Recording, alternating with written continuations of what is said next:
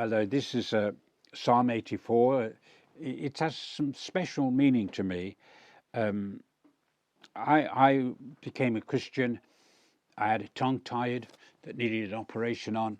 That happened before I became a Christian, and I started copying out the Bible page by page, leaving out only those ones with multiple names in them.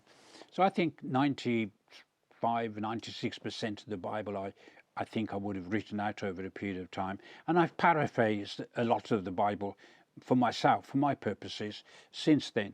Entire books of the Bible I've paraphrased. But I've had 60 odd years to do this. It's been, to me, a great joy. When you have this particular psalm here,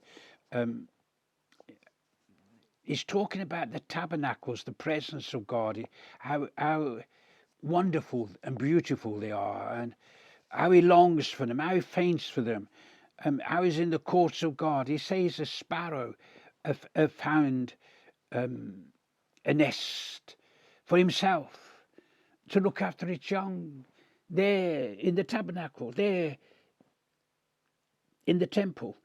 In the Psalms, when the Psalms talks about the tabernacle, it's more to do with the presence of God. And when it talks about the house of the Lord, it means the presence of the Lord. When it talks about the tabernacle, so often it's the exalted palace of the Lord, the ultimate place you can think of. And of course, we know that God wanted his presence not to be contained, but just simply to flow out through all the activities that could take place in such places like that. And this is that kind of psalm that he's saying, a day in thy courts is better than 1,000. I'd rather be a doorkeeper in the house of my God than to dwell in the tents of the wicked. I did not want to be a doorkeeper in the house of my God. I wanted to be a preacher and a teacher, an evangelist and a shepherd and a pastor. I wanted to be everything. The last thing I wanted to be was a doorkeeper. And you know what the first thing I did? I became the doorkeeper. I used to give out the hymn books when people came in and collect the hymn books afterwards. I was 15 years of age. But within me there was burning desire not to be the doorkeeper. And of course, since then, I've learned that the doorkeeper does a very valuable ministry, wherever they are, whatever group of people they meet. If you can greet a person, really, really greet a person.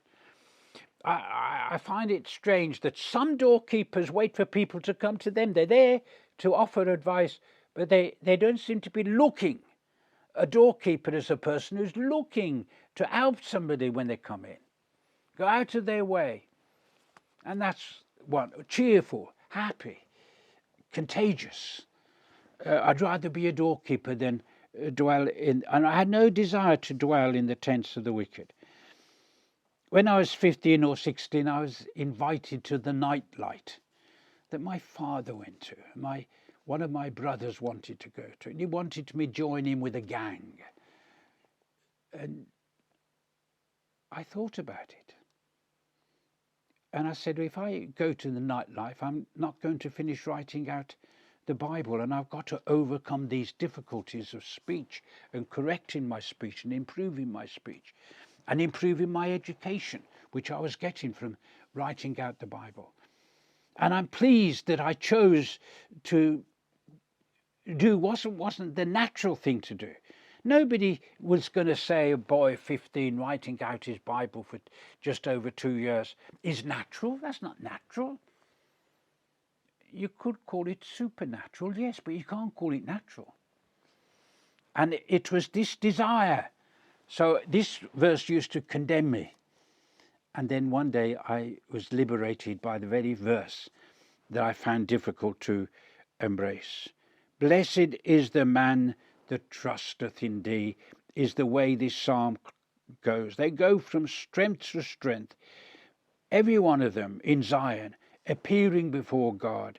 For a day in the courts is better than 1,000. To be on the outside looking in, to be like the publican beasting himself on his heart and saying, God, be merciful to me, a sinner. He was on the outside of the inside, and yet it was the blessed place. Thought for the day. See you tomorrow, I hope.